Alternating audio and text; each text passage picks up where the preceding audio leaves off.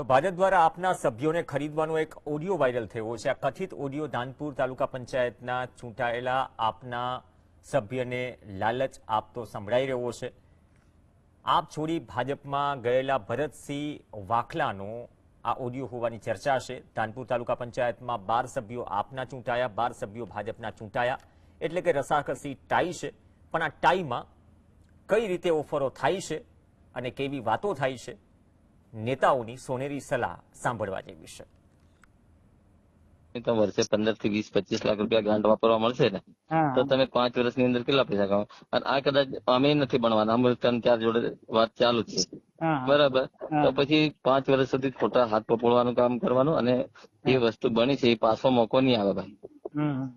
હા, અને કોઈ કશું કરવાના નહીં. અહીંયા હું હરકે હરકું થયું છે ને, એટલે કોઈ સવાલ જ નથી. બીજું કે કોઈ ધમકાવા કે ધમકી આલવા વાળો કશું જ નહીં. તમારે રહેવાનું છે, મળે. તમારે જરૂર પડે ને તો તમને મહિનો તમારા ઘરે પોલીસ રહેશે.